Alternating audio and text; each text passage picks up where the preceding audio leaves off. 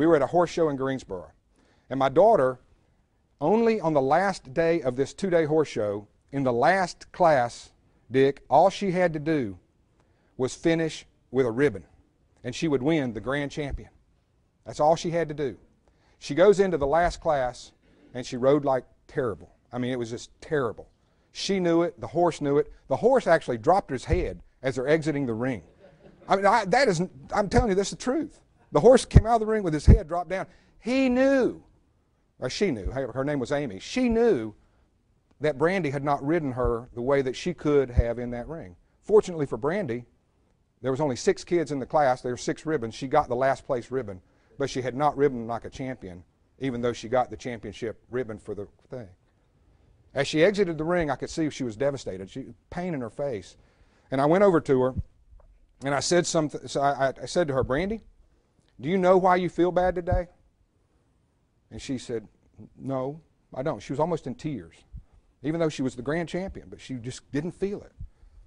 And I said words that I had never formulated before on paper. I had never written down before. I had never thought them through my brain before. But all those years of work, all those years of thinking through what it took to be successful, being homeless and not being homeless, all of those things came together, and I said, Brandy, there are only 3 rules of success.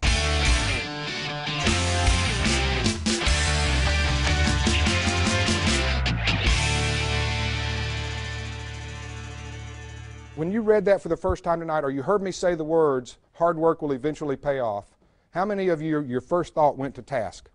Went to actual physical work or actually doing a task? Probably the far majority of people. Almost everywhere I talk and give this speech, that's what people say. That's not the hardest work. That's not the first work that you have to do. The hardest work that you will do, the work that most people, and quite frankly most organizations don't do, is to decide, what do I want? What do I want my company to look like at some point down the road when I have determined that it is successful? What do I want my relationship with my spouse to look like? What do I want my business life to look like? What is it I want? Most people do not take the time to sit down and decide that. That was one of the first things I did when I started building Crumley and Associates back in the very first day when I started building it. I knew from day one that I was building that law firm to sell it. Even though no law firm that I had been able to research in North Carolina had been sold before. But you see, I was embarking on a new era, an era of advertising, an era where a law firm could be branded just like McDonald's. I can show you statistics that show my name, my brand in this TV market. I'm more well known than a congressman or governors, right? Just like McDonald's or anybody else is well known, because we built a brand. So I knew from the very beginning when I built this company what it is, what I wanted that company to be down at the end of the road. In the book, I call it see the end first. You have to see the end first. You have to know where you want to take your organization.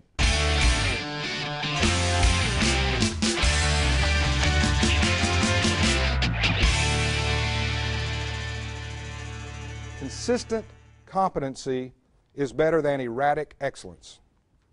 Consistent competency is better than erratic excellence. Now, can we all agree that what we're ultimately shooting for is sustained excellence? Right? Can we agree with that? Most of us would say we want sustained excellence. The problem is that most of us, me included on a lot of things, most of us are not willing to sit down and really understand how to be competent, consistently competent in every aspect of our business, every aspect of our relationships, in order to be consistently competent, to even give ourselves a shot at excellence. So what happens as a result is we go up and we're down and we're up and we're down and we're up and we're down, right? We're erratically excellent. How many people have ever been erratically excellent, right? You have a day when it was just like so good, right? I mean, it was so good. Maybe it was in your golf game. We're here at a country club, right? So maybe it was a golf game, and that day you were just, you were nailing, you were just so good. How many of your friends did you tell about it? Every one of them, right? Multiple times. As a matter of fact, they probably go, you've told me that story already, Bob, 2 or 3 times last week. Yeah, but I got to tell you it again. Right? Because it's so important to us, because it is what? It's so rare. It's erratic excellence. And so it makes an impact on us because it is so rare. When really what we want to do is to get to sustained excellence. So what I did in my law firm is we broke down everything within the law firm into little pieces and little parts. And we took the model of a hospital, and we took the model of McDonald's, and we said, we're going to build a law firm with a concept based on hospitals and McDonald's, right? And that's what we did. And we modeled everything that we did inside the law firm on those things. We said, we're going to become consistently competent in all aspects of handling a case. Not just have a good lawyer who can give good legal advice. That's maybe 10, 15% of the deal. The other 80, 85% is doing that day-to-day work that gets that case through. So the client doesn't go, he never returns his phone calls, right? I never hear from him about what their case is all about. I never know what's going on in my case. And so we wanted to take that away. How many of you ever looked at McDonald's corporate website? Anybody ever looked at that? Would it surprise you that McDonald's does not have, as part of its corporate strategy, to be the absolute best hamburger in the world? That's what y'all supposed to laugh at that, right? Y'all supposed to come on, help me out here. You're supposed to laugh at that. Does McDonald's have the best hamburger in the world? No, of course not. But it's not their corporate strategy to have the best hamburger in the world. Their corporate strategy is you drive down the road and you go, I'm hungry. I saw a billboard that says there's a Mickey D's at the next exit. It won't be the best meal I eat this week, but it will what? It will taste like it does back home. The hamburger will taste the same. The French fries will taste the same. The drinks will taste the same, right? They are consistently competent.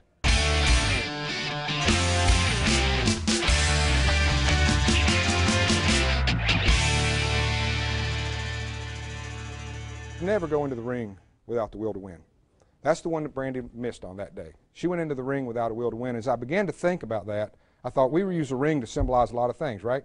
We use it to symbolize marriage. We have boxing rings. Politicians throw their hat into the ring. We use rings for a lot. The first rule is about the what.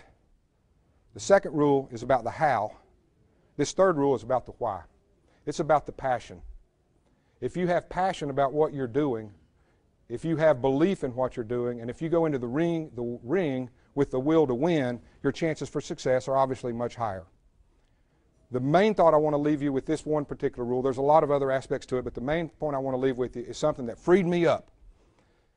When you're homeless at age 30, 31 years of age, and you've been a licensed attorney and all these things that I had been, and you're homeless, you began to wonder, am I just doomed? Is success something that I'm not going to be able to reach?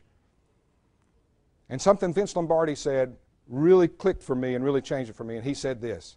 He said, winning is a habit. Unfortunately, so is losing. And when I gathered that, I went, wow, that is so good. Because if winning is a habit, I'm not blessed with it, right? It's not something that is bestowed on me when I'm born or not bestowed on me when I'm born. I can choose to be successful. I can develop the habits of what it takes to be successful. I can work these rules in a way that will allow me to do what I need to do to be successful, whether I'm riding a horse and trying to win a ribbon, or whether I'm trying to stay married after 34 years, me and my wife, right? Or whether I'm trying to build a new model for a law firm in North Carolina.